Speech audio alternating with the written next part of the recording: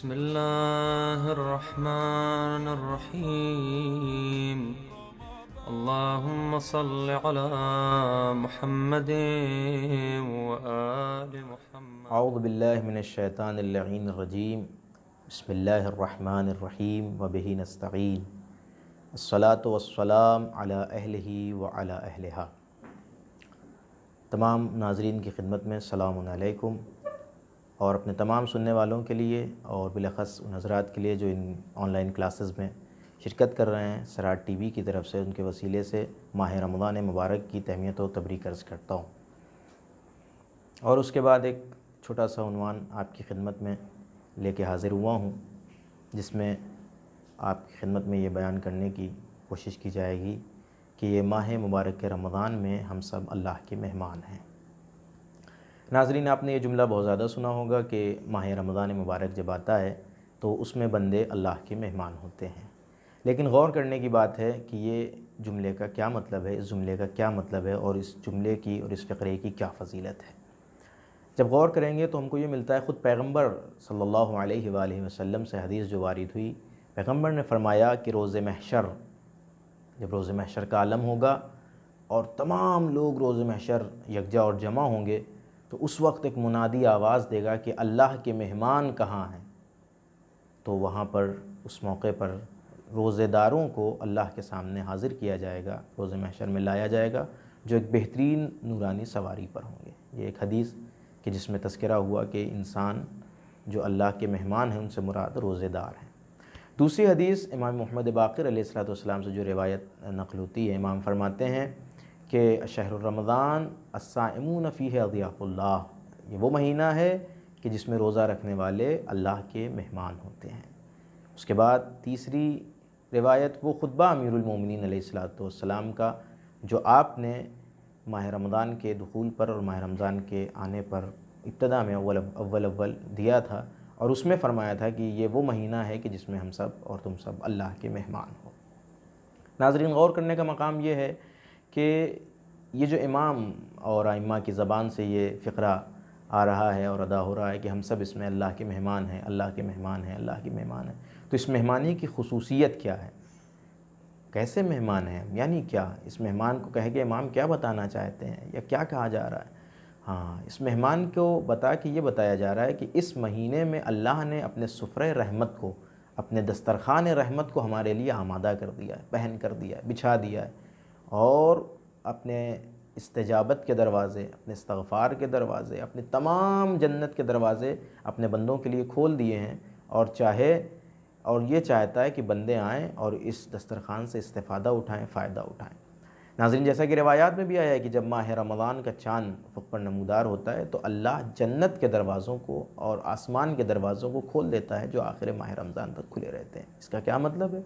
इसका मतलब ये है कि आपकी वो दुआएँ कि जो बाब इस्तिजाबत तक नहीं जा रही थी, माह रमज़ान एक अहम वसीला लेके आया है कि हम उस दुआओं को बाब इस्तिजाबत तक पहुँचा सकते हैं।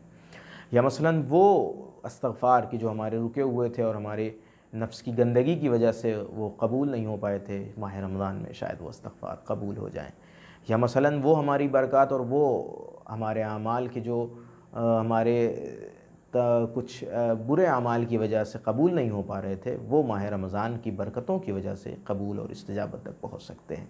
माह रमज़ान में अल्लाह ने ये सुफ़्रे रहमत इसीलिए पहन किया है और आवाज़ दी कि अगर बंदे आना चाहें तो आएँ और आके अपने आप को बख्शवा सकते हैं। माह रमज़ान यकीनन एक अज़ीम महीना है कि जिसमें हम अपने आप को बख्शवा सकते हैं, अपने गुनाहों को बख्शवा सकते हैं, अपने नफ्स को पाकीज़ा बना सकते हैं, अपने लिए एक नई ज़िंदगी का आगाज़ कर सकते हैं।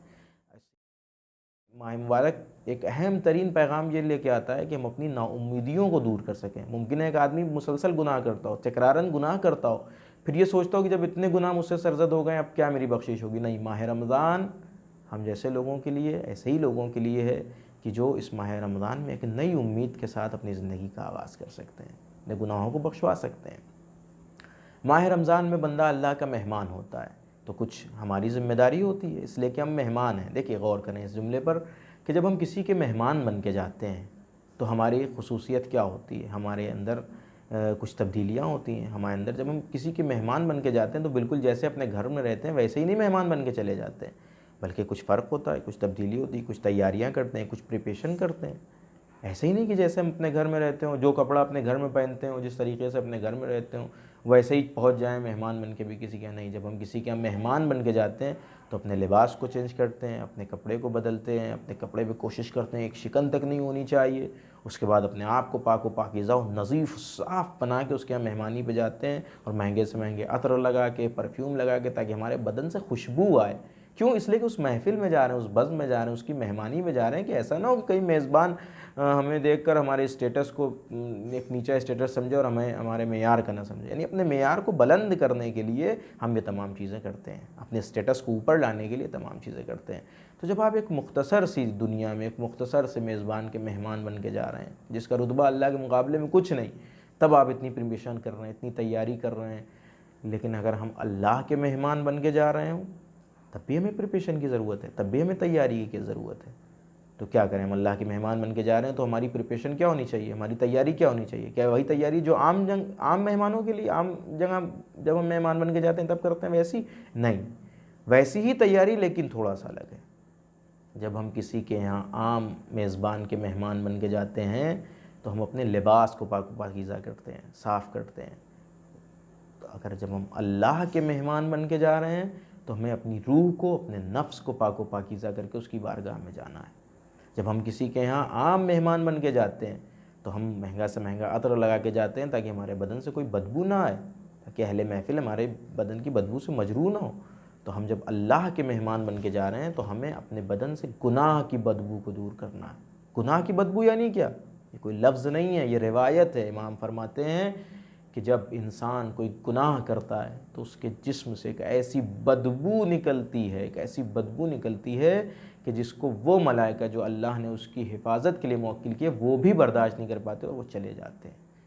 यानी इंसान के जिस्म से वक्त गुनाह एक बदबू निकलती है, और जब तक आदमी वो इस्तग़फ़ार नहीं करेगा, उसका वो गुनाह बख्शा नहीं जाएगा, वो बदबू बाकी रहेगी।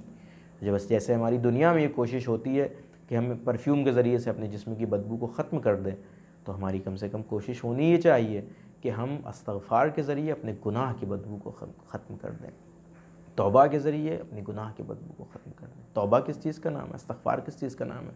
क्या ये 3 मरतबा अल्लाह तौबा कर लेना इसका नाम इस्तग़फ़ार है, जो आमतौर से हमारे माशरे में राइज है? अगर इसी का नाम इस्तग़फ़ार होता फिर तुम्हारे सारे गुनाह बख्शे हुए थे। नहीं अजीज़ो, तौबा का माने होता है पलटना अल्लाह की तरफ, अतूबु इलल्लाह, अल्लाह की तरफ पलटना। यानी क्या पलटना? यानी एक इरादा मुहकम करना, इरादा मुस्तहकम करना कि अब ये जो फ़ेल मुझसे सरज़द हुआ है आइंदा सरज़द नहीं होगा। इसका नाम तौबा है। इसके ज़रिए से हम अपने आप को अल्लाह की बारगाह में सुरखरू कर सकते हैं, अपने गुनाहों को बख्शवा सकते हैं। तो हमारी मेहमानी का, और हमारी मेहमानी में एक चीज़ ये होता है, जब हम किसी के मेहमान बन के जाते हैं तो हमारी कोशिश ये होती है कि नायाब से नायाब तोहफ़ा उसकी खिदमत में पेश किया जाए, और कोशिश ये होती है कि ऐसा तोहफ़ा पेश किया जाए जो उसे उसकी पसंद का हो, जो हमारे मेज़बान की पसंद का हो, जो हमारे मेज़बान को अच्छा लगता हो। जैसे आप किसी के यहाँ जाते हैं, किसी को कोई मिठाई पसंद है, उसके लिए वो मिठाई लेके चले जाते हैं, अरे मैंने सुना था कि आपको ये मिठाई बहुत पसंद है, तुम लेके आएँ। या मसलन किसी को कोई चीज़ पसंद होती है, किसी को कोई कपड़ा पसंद है, या मसलन बाज़ बैरून मुल्क से आते हैं तो उसकी कोई ख़ास चीज़ लेके आते हैं। बैरून मुल्क से जब कोई आता है तो कोई ख़ास चीज़ उसके लिए लेके आता है। मसलन ईरान वगैरह से कोई आता है तो कहा जाता है साहब वहाँ का सोहान लेते आइएगा, या मसलन और किसी जो जिस शहर का मशहूर है वो उसके लिए तोहफ़ा और हदिया मंगवाया जाता है।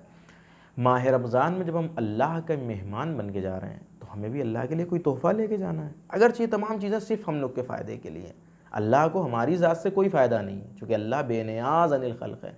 इमाम ने खुतबे में इरशाद फरमाया कि अल्लाह ने जब हमको पैदा किया वो उस वक्त भी हमसे बेनियाज़ था, असल उसे हमारी खिलकत की ज़रूरत नहीं, उसने हमें एहसान किया है कि अदम से वजूद दिया है।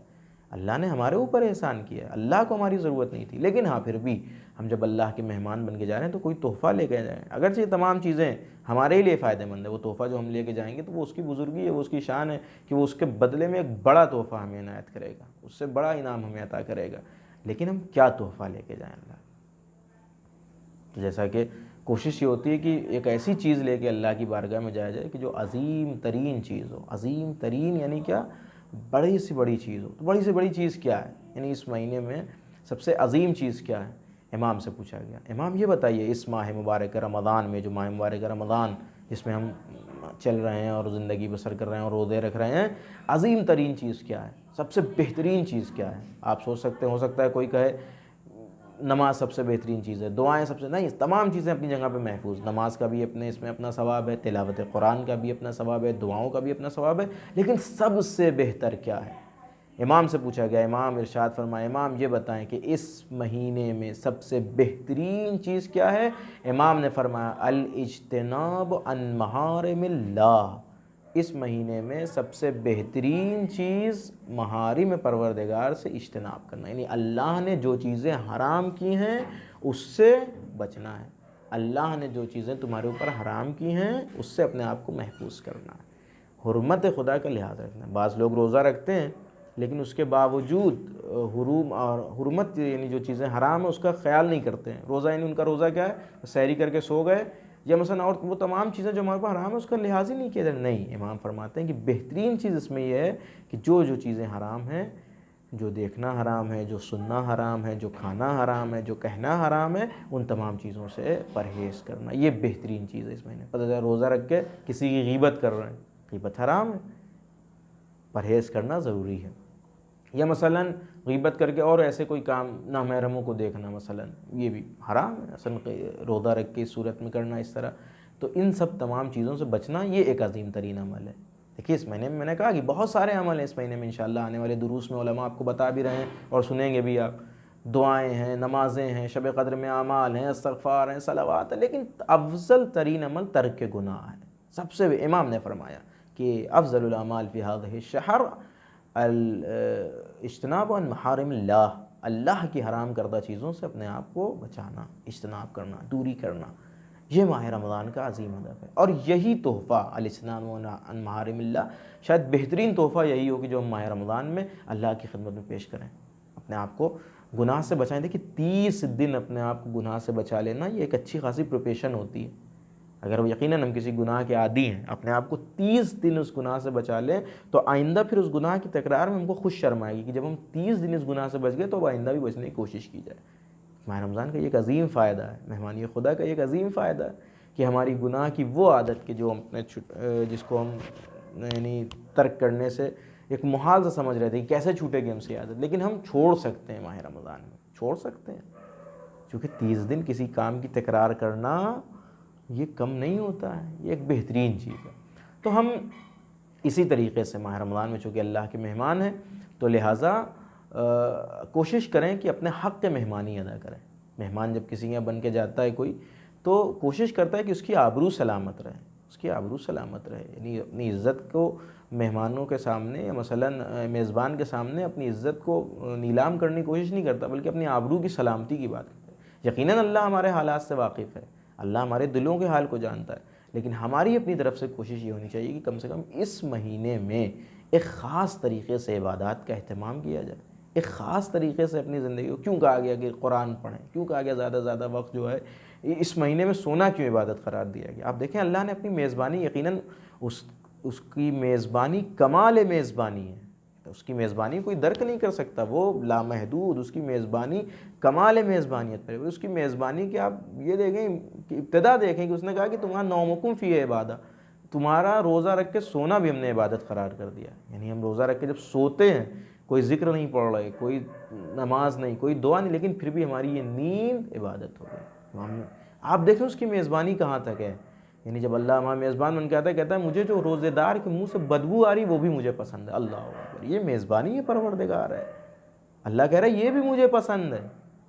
ये कमाल है मेज़बानी, नहीं तो और क्या है। और फिर हम अल्लाह की मेज़बानी को तो भी दरक ही नहीं कर सकते। अभी ये सब तो आम सी बातें हैं। अभी वो चीज़ें जो अल्लाह ने अपने रोज़ेदारों के लिए रोज़े महशर में रखी हैं, रोज़े क़यामत में रखी हैं, वो रोज़ेदार जब देखेगा, जैसे कि मैंने इब्तिदा में रिवायत अर्ज़ की कि रोज़ेदारों को अल्लाह का मेहमान कह के पुकारा जाएगा रोज़े महशर में कि ये अल्लाह के मेहमान हैं, इन्हें हाजिर किया जाए।